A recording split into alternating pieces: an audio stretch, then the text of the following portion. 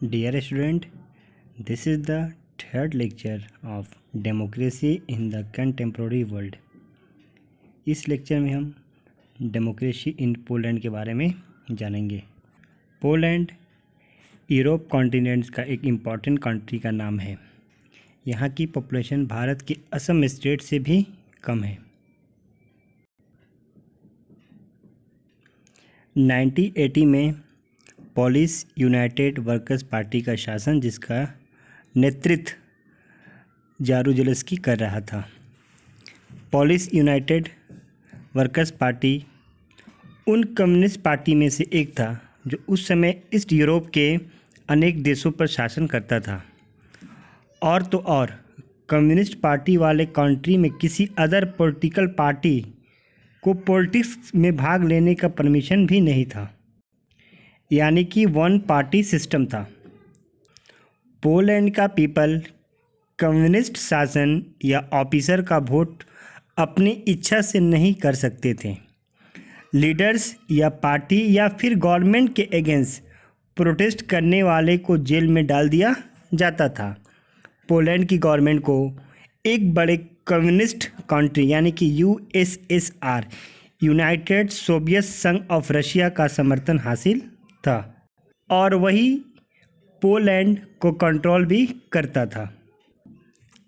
Lenin जहाज कारखाना के मजदूरों का हड़ताल 14 अगस्त 1980 पोलैंड के गडांस्क शहर में स्थित लेनिन जहाज कारखाना के मजदूरों ने स्ट्राइक की।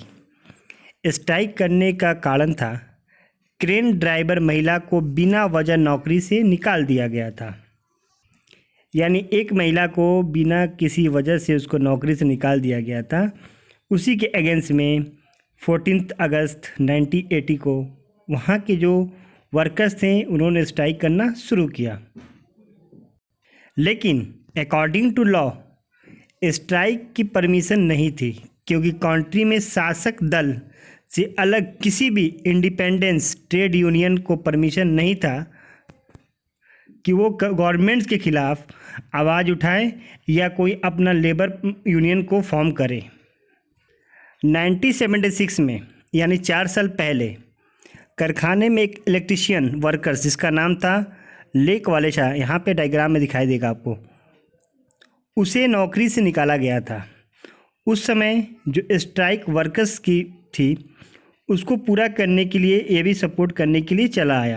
यानी निकाले गए जितने वर्कर्स पहले थे वो भी स्ट्राइक को सपोर्ट करने के लिए एक के बाद एक स्ट्राइक को ज्वाइन कर रहे थे। और तो और स्ट्राइक का सपोर्ट डे बाय डे बढ़ता जा रहा था। देखते ही देखते पूरे देश में फैल गया और साथ ही साथ लेबर्स की जो डिमांड्स थी वो और बढ़ते जा रहा था, यानी बढ़ते जा रही थी।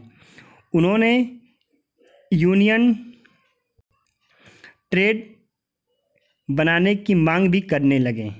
साथ ही साथ उन्होंने पॉलिटिकल्स बंदियों से भी आज़ादी की मांग करने लगे, यानी उनके ऊपर किसी भी तरह से पॉलिटिकल्स कोई रोक टोक ना हो। और प्रेस पे लगी सेंसरशिप को भी हटाने की मांग करने लगे। डे बाय डे स्ट्राइक की सपोर्ट में पोलैंड के पीपल सामने आने लगे, जिसके कारण पोलैंड गवर्नमेंट को हार माननी पड़ी और लेबर्स ने गवर्नमेंट के साथ 21 पॉइंट्स पर एग्रीमेंट किया गया और स्ट्राइक को ख़त्म कर दिया गया। इस तरह पोलैंड गवर्नमेंट ने इंडिपेंडेंस ट्रेड यूनियन की गठन के लिए लेबर्स को राइट्स की मान्यता भी दे दी, अपनी सहमति भी दे दी और उनको स्ट्राइक करने के लिए भी राइट्स दे दिया। आफ्टर गडांस्क ट्रीटी एक नया लेबर्स यूनियन जिसका नाम था सोलिडरनोस्क बना।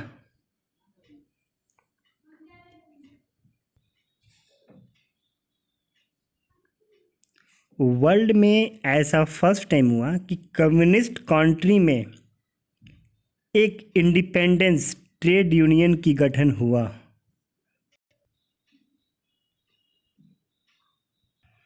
गवर्नमेंट का वाइड स्प्रेड करप्शंस और मिसमैनेजमेंट की स्टोरी पीपल के सामने आने लगी, जिससे सत्ता में बैठे लोगों की परेशानियां बढ़ती गई।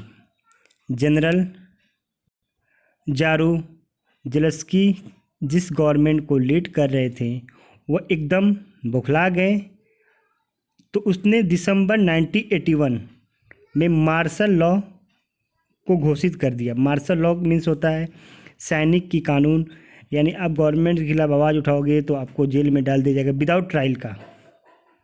तो according to martial law, Solidarity के हज़ारों सदस्यों को जेल में डाल दिया गया, लोगों से इंडिपेंडेंस छीन ली गई, यानी जो पहले वहाँ पे था वैसे ही ये अकॉर्डिंग टू मार्शल लॉ के द्वारा हुआ। अब देखिए पोलैंड में भी लोकतंत्र की वापसी हुई। तो आते हैं लोकतंत्र की वापसी। 1988 में सॉलिडरिटी ने फिर से स्ट्राइक करना शुरू कर दिया। इस समय भी लोकवेलेसा यहाँ पे हैं, वही लीड कर रहे थे। इस समय पोलैंड गवर्नमेंट पहले से ही वीक थी, यानी इसको पहले ही स्ट्राइक में वीक हो चुकी थी, और यूएसएसआर पहले जैसा ट्रस्ट नहीं करता था, ना ये उस पर कर पा रहा था। यानी कि पोलैंड भी यूएसएसआर पे ट्रस्ट नहीं कर रहा था, ना यूएसएसआर पोलैंड को सपोर्ट कर रहा था। इकनॉमी में तेज़ी से गिरावट आ रही थी। अप्रैल 1989 में लेक वालेसा के साथ एक और ट्रीटी साइन की गई, और ट्रीटी के अकॉर्डिंग इंडिपेंडेंस वोट कराने की मांग की गई। सॉलिडरिटी ने सीनेट के सभी 100 सीटों के लिए चुनाव लड़ा और उसने 99 सीटों पे सफलता मिली।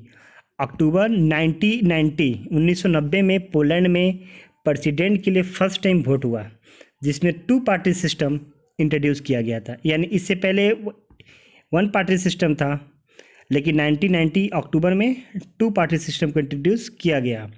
और एक वर्कर्स जो इलेक्ट्रीशियन था, जो कि लेनिन के कारखाने से निकाला गया था, जिसका नाम था लेक वालेसा, वो पोलैंड का क्या बना, प्रेसिडेंट बना। I hope democracy in Poland आपको क्लियर हो गया होगा। हमने 2 देश के डेमोक्रेसी के बारे में जाना, एक चिली का और एक पोलैंड का। दोनों में डेमोक्रेसी का मीनिंग हम लोग को अलग अलग दिखाई दिया। इसीलिए कहा जाता है कि डेमोक्रेसी का जो मीनिंग्स है डे बाय डे क्या हो रहा है, बदलते जा रहा है। अगर ये वीडियो आपको अच्छा लगे तो आप इसे please like, comment and subscribe our YouTube channel. Next lecture में हम लोग 2 फीचर्स ऑफ डेमोक्रेसी के बारे में जानेंगे।